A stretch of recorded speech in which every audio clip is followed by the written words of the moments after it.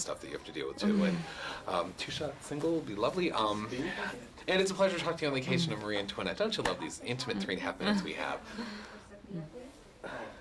I think someone has something for you. You okay? Yes. Oh, okay. Just a couple basic things first. The germ of the sort of attraction to the story of Marie Antoinette.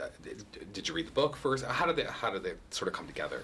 Yeah, I was reading the biography that Antonia Fraser wrote, and I was just struck by how young she was, that it was a story about these young teenagers in Versailles, and all these things that I never knew about. I only knew the kind of myths of her as this evil, decadent queen, and to read about the real person, I was interested with that story.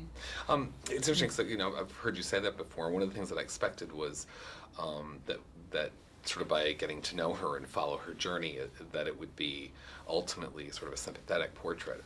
And I think that that's really unfair, and that yes, we're sympathetic because we understand a lot of things now, and yet I think you really keep an amazing sort of even-handedness here, which had to be one of the hardest jobs. And it's on my own reaction, which could be completely whacked. But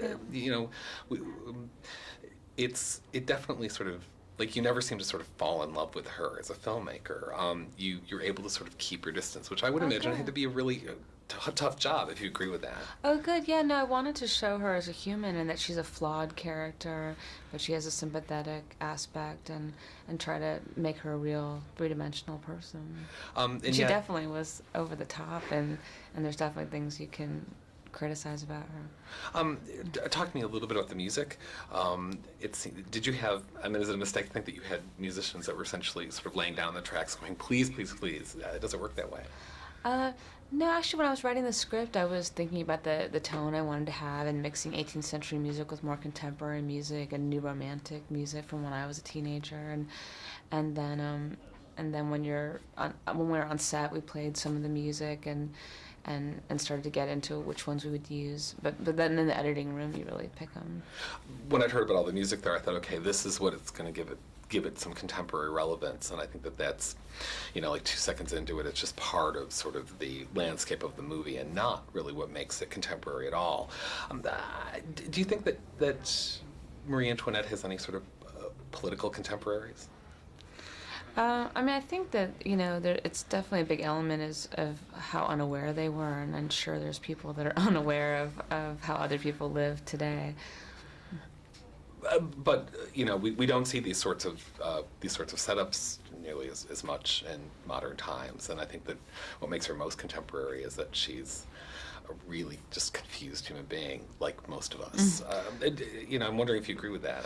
Well, I thought what was touching about this story is there's just human struggles that people have to go through, that they've been going through for hundreds of years, and that we can relate to nowadays, even if you're not living in a royal in a castle. That just basic things that everyone can relate to. The reaction to the film at Cannes was sort of startling, and yet you've been to Cannes before, so it's also not shocking. Lord knows what you're going to get there. There are Oscar Best Pictures that have had wacky reactions. Talk about your own reaction to the reaction at Cannes, and has the film changed at all since you showed it there? No, we're releasing the same movie that we showed in Cannes, and Cannes is a heightened place. It's not really a reality, so reactions there you have to take it with a grain of salt. But I was happy with the reaction we got in the most part. Are you ready for the next one? Do you know what you're going to do? No, I've been working on this one for so long. I'm looking forward to taking a break. You deserve it. Bless your heart. Thank you for this. I appreciate it. All the best to you. Thank you. Thanks again. You wanted the Caesar salad, right?